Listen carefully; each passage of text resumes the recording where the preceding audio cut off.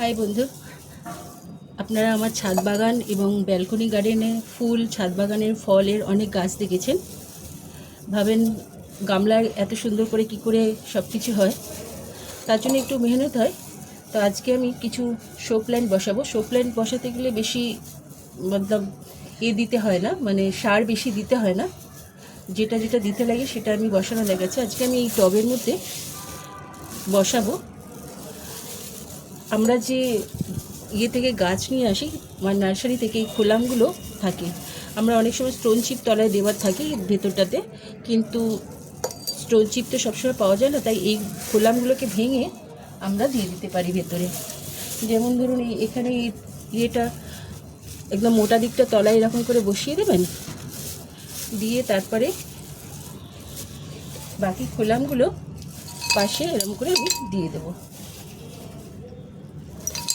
তলায় খোলামগুলো দিলে কি হয়, জল পাস করতে সুবিধা হবে। গাছে যত জল আপনার পাস করতে পারবে তাহলে গাছটা ভালো থাকবে।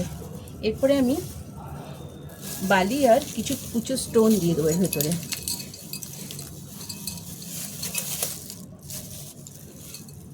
কুচো স্টোন দিয়ে দেবো, বালি আর কুচো স্টোন দিয়ে দিলাম এর মধ্যে।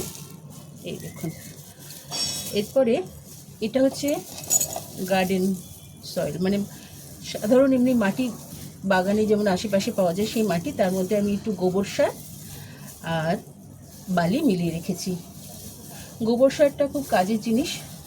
এছাড়া নার্সারিতে পাওয়া যায়, যেমন ধরুন এই যে কোকোপিট, এটা হচ্ছে কোকোপিট, মানে নারকোলের ওই ছোবড়া পচি যেটা তৈরি হয়। সার শো প্ল্যান্টে খুব কমই লাগে, তাই আমি বেশি দেবো না, অল্প করে দিলাম। এর মধ্যে মেশাবো আমি, একটু কোকোপিট দিলাম। আর এটা হচ্ছে ভার্মি কম্পোস্ট, এটা হচ্ছে ভার্মি কম্পোস্ট, এটাও এক মুঠো দিলাম। এরপরে আমি মাটিটাকে ভালো করে মিশিয়ে নেব।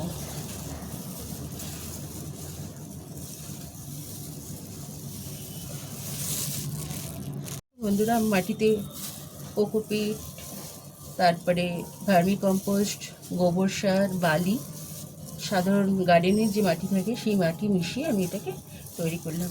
এর মধ্যে তলায় খোলাম দিয়েছি, আর বালি আর কুচো ইট বা পাথর দিতে পারে না, একদম কুচো। দেখুন এরকম এরকম এরকম এরকম এরকম কুচো কুচো দিতে হবে।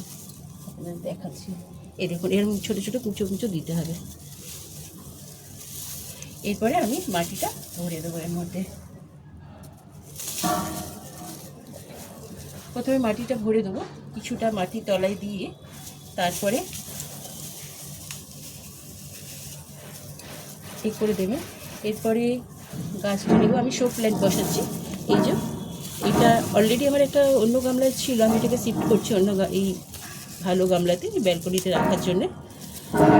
এরপরে আমি এটাকে বসাবো।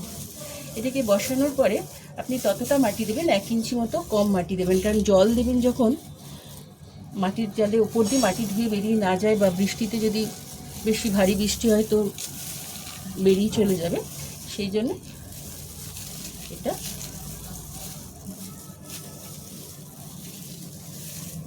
1 ইঞ্চি মতো কম থাকবে, জাস্ট ব্যাস।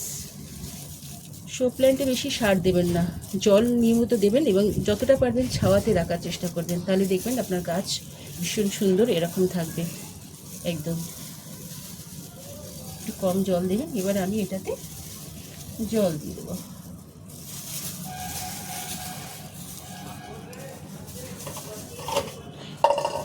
আমি সব কিছুই বাড়ির জিনিস ব্যবহার করার চেষ্টা করি। এই দেখুন, এবার জল দিয়ে দিলাম।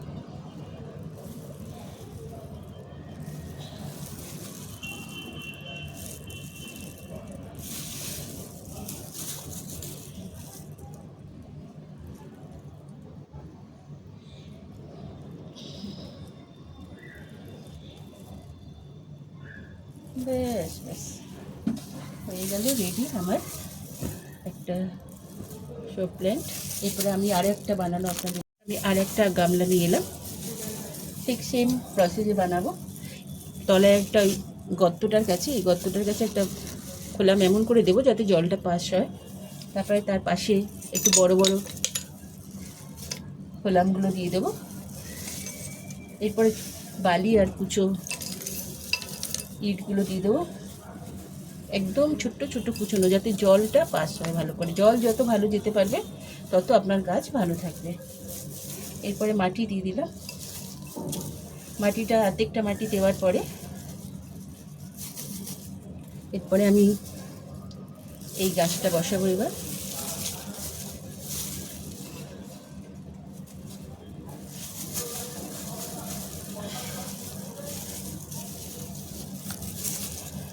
এরপরে আমি বাকি মাটিটা দেবো এতে। মাটিটা 1 ইঞ্চি মতো নিচে রাখবো, কেননা জলটা যাতে ধরে রাখতে পারে। ব্যাস, এটাতে ছাওয়াই দেবেন। চেষ্টা করবেন ডেলি শো প্ল্যান্টে জল দেবেন।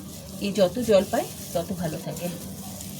কিছু কিছু শো প্ল্যান্ট আছে যেগুলো আপনি রোদে রাখতে পারেন, ভালো থাকে। যেমন ল্যাভেন্ডার রোদে খুব ভালো থাকে।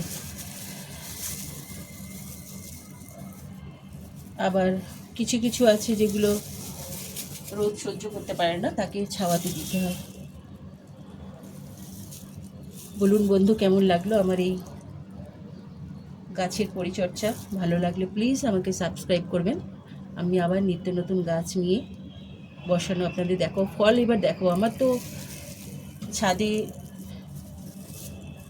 চেরি, স্ট্রবেরি, কামরাঙা, আম, লাল জামরুল, বেদানা সব হয়, সব টবে হয়। আপনারাও ইচ্ছে করলে করতে পারবেন, কিন্তু একটুখানি যত্ন করতে হবে, আর কিছু না। নার্সারি থেকে নিয়ে আসবেন কিনে গাছ, ঠিক এইভাবে যত্ন করবেন, হবে। নমস্কার, ভালো লাগলে প্লিজ লাইক আর শেয়ার করবেন।